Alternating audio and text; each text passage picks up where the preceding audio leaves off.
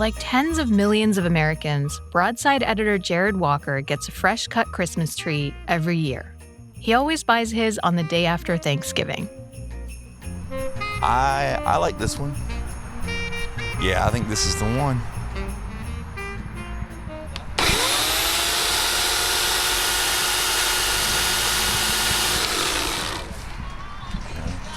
You take cards? Yes, we do. Okay, wonderful.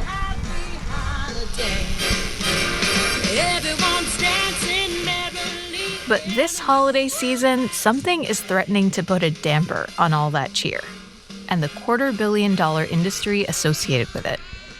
I'm Anissa Khalifa. This is The Broadside, where we tell stories from our home in North Carolina at the crossroads of the South. This week, the disease that could wipe out America's favorite Christmas tree, and the science that's trying to save it. So you're in radio? Yeah. What? North Carolina Public Radio. Yeah. NPR. I used to have a paper out years and years ago, and I listened to NPR all the time. Thank y'all. Merry Christmas.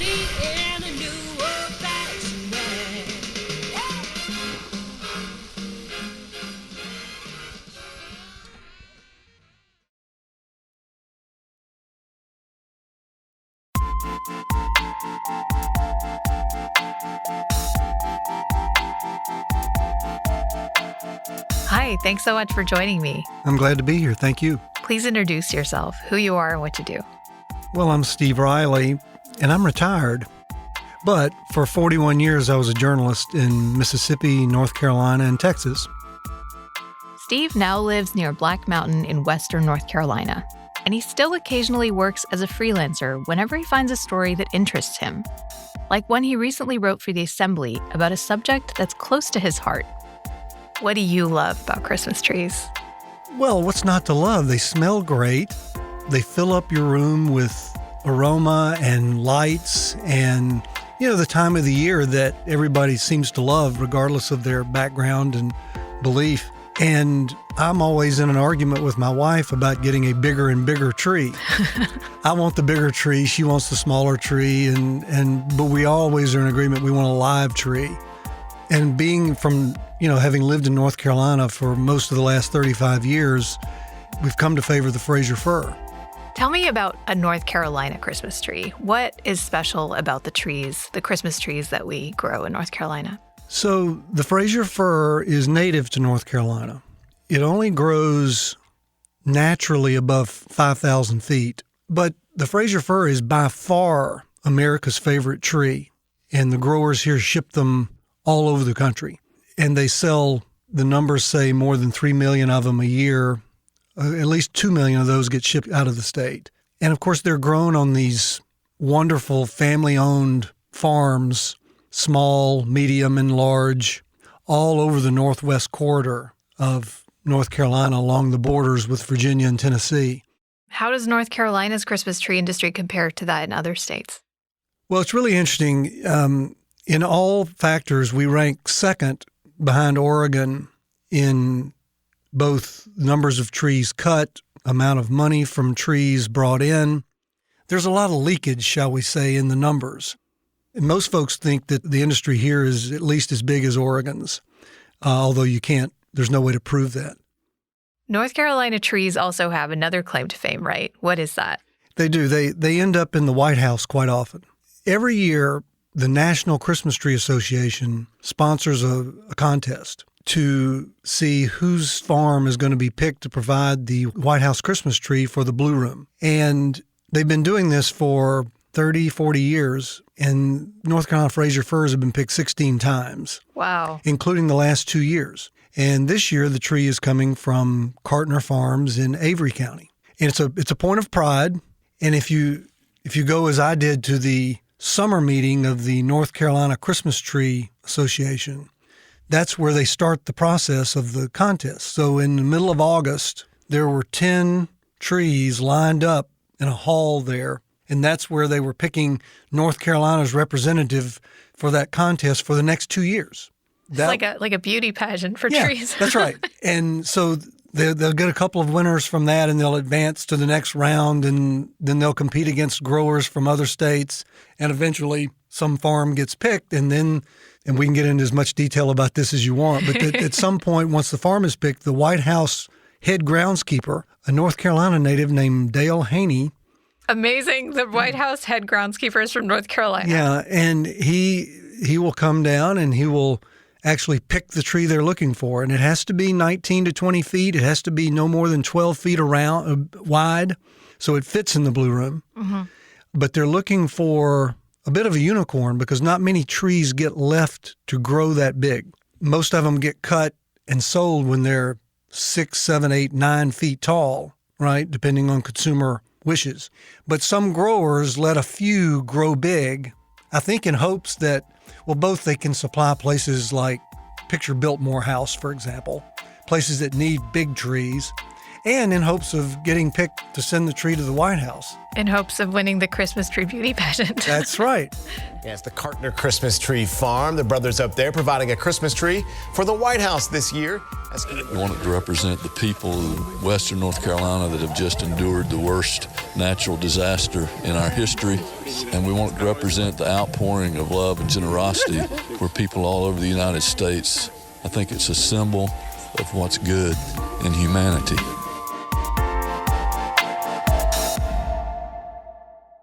So you actually visited Cartner Farms. I did. What was that experience like? So the Cartner family has been growing trees in Avery County in Newland since 1959. So is this a office or a residence? This is a residence, this is where I grew up. Oh, wow. Okay. Glad I didn't go knocking on the door then. Well, we have one. And they now operate on 6 separate plots of land, 6 separate farms that total about 350 acres. But this farm's been operating since, is it 1959? Is that my memory? That's correct. Is that good? Dad was a strong proponent for small family farms. You know, it's as picturesque as you might envision it. They're at, say, 4,000 feet. And the main farm that we visited, which is where they pull most of their wholesale trees from and where they will cut the White House tree, is at about 4,500 feet, I believe. And when you go out there, there's just this stunning scenery everywhere. And as you look down and all around you, there are these just rows and rows and rows of Fraser firs.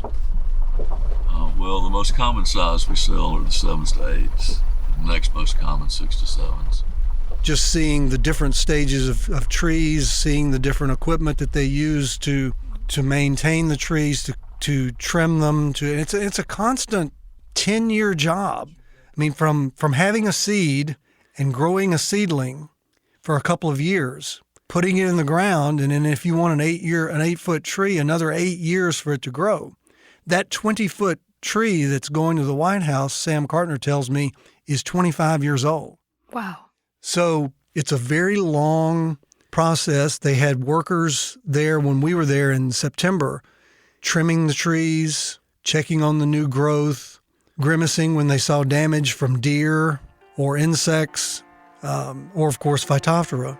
You'd see rows and rows of perfect green trees, and then there would be 2 or 3 or 4 that had just turned to orange, deep orange.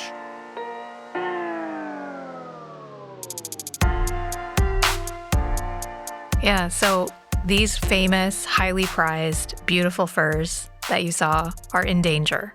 Yes, there's a root rot called Phytophthora. It literally in Latin means plant destroyer. And it doesn't just affect Fraser firs, it affects all types of trees and other plants.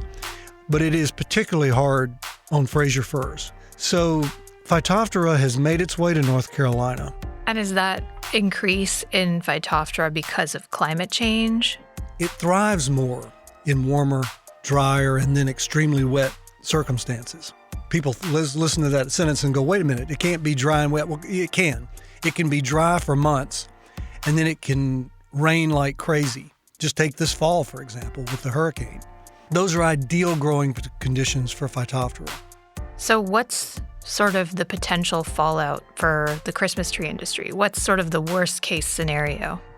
That in 5, 6, 7 years, many more trees are dying, fewer trees are getting to market, that they haven't solved the Phytophthora problem, and it's a lot harder to find a Fraser fir.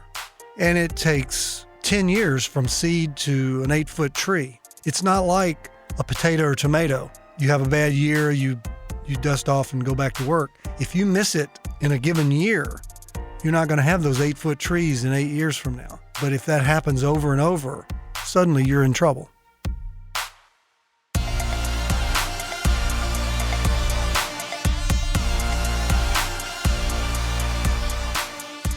Make no mistake, this is a serious problem, but some very smart people are working on a solution. Coming up after a break, Steve introduces us to the man who is trying to save the Christmas tree. It's not Santa Claus.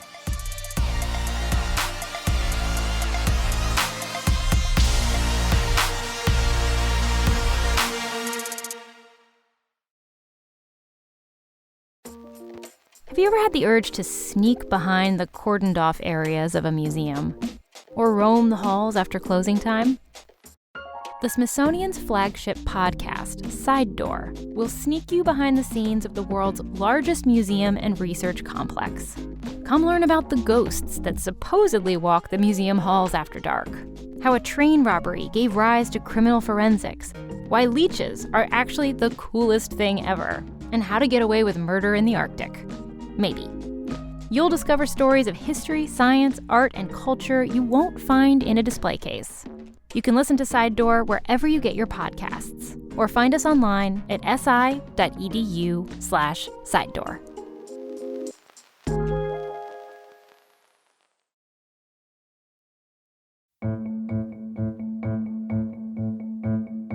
When Steve Riley started to research the fungus-like root rot threatening the Fraser fir, he knew exactly where to start. I did what all great reporters do. I just went to Google and said, Christmas tree expert, North Carolina. Don't give away our secrets now, Steve. and Justin Whitehill's name popped up. Justin Whitehill works at North Carolina State University, which has one of the top forestry programs in the country. Steve had a lot of questions about tree science for Justin and his colleagues. It's really scary, by the way, if you do a story and you talk to more than 3 PhDs, which I have done on this story, and it's intimidating and it's nerve-wracking to try to make sure that you're putting it back in print in English that people can understand without messing up the science. Lucky for Steve, NC State's research teams have a special focus on the Fraser fir. I mean, you can find an expert, and I have, on about every aspect of growing Christmas trees, on the ways to fight insects, on the ways to grow them more quickly, on the ways to make them retain their needles better. They even have a small grant, they call it a proof of concept grant, to work on producing a bioluminescent Fraser fir. Yes, and that's what you think it is. It's a tree that glows on its own. So you don't need Christmas lights? No. They already have petunias like that, you know. So is it a long shot? Is it a long way off? Is it a shot in the dark? All the answers to all that are yes, of course. But they are tinkering in a lot of different ways to try to help this important industry to this section of the state not only survive, but thrive. And right now, solving the root rot problem is at the forefront of that mission. That's where Justin Whitehill's expertise comes in. He's 41 years old, a geneticist and a plant pathologist, and he's now found himself in charge of saving the Christmas tree industry. Yeah, times have changed, I would say. I mean, even in the last, 10, 15 years, Phytophthora has always been around, but it's become a bigger problem, as has climate change, as have insect pests. So the shift of the program now is to really introduce genetic management tools to the growers so they don't have to spend money on labor, on pesticide use, or things that, consumers don't want pesticides. So if we can just give them a tree that's naturally resilient to these problems, it's a much better solution for them and cheaper. And so what are they doing specifically to fight the spread of root rot? In the lab, they are using DNA from other fir trees that have more resilience against Phytophthora to tinker with the seeds. What they want to build is a tree that has the resistance from other firs, but maintains the appearance and the needle retention and the smell of the Fraser fir. It would be this superhuman, that's the wrong way to refer to a tree, but this super tree. Right. That would look like a Fraser fir. But down below, it would be much stronger and more resilient and would be able to withstand Phytophthora much better. And how much money is being invested in this research? Well, the state lab has been, of course, working for decades, but Justin Whitehill's team recently got a $7.5 million grant from the U.S. Department of Agriculture. And that grant over 4 years is going to be all about the processes that I just described. And he is now staffing up because of that grant. And he'll have roughly 20 people in that lab working on the genetics of the seeds that they think they can engineer to make the tree more resilient. Are they seeing positive results yet? It's hit or miss, and it's years away. But is it going to be in time? Because you were talking about how, you need 10 years to grow a tree, roughly. Well, these guys are optimists, both the growers and the scientists, and they say they're going to help, that it's going to help, that in 10 years there'll be more Fraser firs than there are today. Yeah. But if you do that, from that moment, how long is it before we see those trees at market? Your grandchildren will enjoy them, I'm sure, when they're adults. No, I if we were to say today, put a tree out, and it would take 2 to 3 years in the greenhouse, and then another 5 to 8 years in the field. So 10 to 12 years before it would be in someone's living room, I would say. What do you think? That's probably on that's pretty accurate. That's on a good day too. So, but that depends on getting the right mix of seed. It depends on getting them out to growers at the right times. It depends on a lot of other factors that nobody can see now. I mean, it's a tough business. What does the future of the Fraser fir look like? I mean, I think most people who work in the industry, as I said, are optimists. They're can-do people. They think they're going to find ways to get this done. I do think that there are going to be some difficulties ahead, particularly for growers at lower altitudes. The ones who are growing at 3,000 feet are going to have more and more trouble more quickly because of climate change and Phytophthora. The growers at higher levels are going to do a little better for a little longer. But there really is a big reliance on the science, the work that's going on now in those labs. Mm-hmm. A grower in Ashe County, Joe Freeman, who's very tied into Justin Whitehill's team's research, I asked him in August, I said, how important is this research? And he said, look, on a scale of 1 to 10, it's 11. He said, there are places on my farm now that I cannot replant Fraser firs. And it's 4 or 5 times as hard in the other places to get them to grow. And we need a more resilient version of Fraser fir.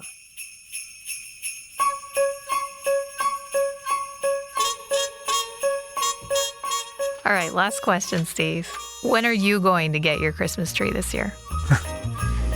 We usually go the Saturday after Thanksgiving. That's a really busy time. So being retired, we can go almost any time. Maybe a few days after that, we'll go back to Avery County, I think. It's been hit so hard, particularly by the floods, and try to support growers there. Mm.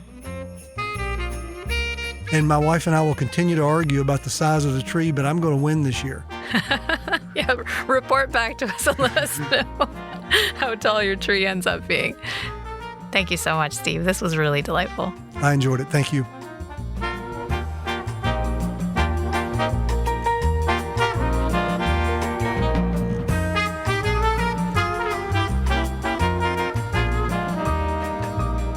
And we've got an update. Steve Riley is the proud new owner of a 10-foot-tall Fraser fir. He's also the author of a recent article in the Assembly about the Christmas tree industry's fight against root rot. If you want to check it out, we've linked to the story in this week's show notes. This episode of The Broadside was produced by me, Anissa Khalifa, and our editor, Jared Walker. Wilson Sayre is our executive producer. Special thanks this week goes out to Kate Sheppard from The Assembly. The Broadside is a production of WUNC North Carolina Public Radio and is part of the NPR network. You can email us at broadside@wunc.org. If you enjoyed the show, leave us a rating, a review, or share it with a friend. Thanks for listening, y'all. We'll be back next week.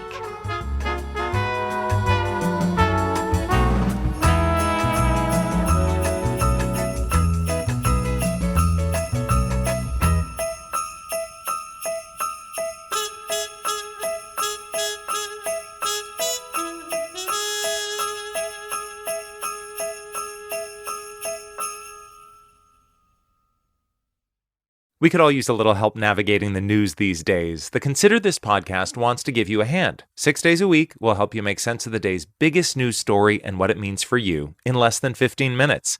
Listen now to the Consider This podcast from NPR.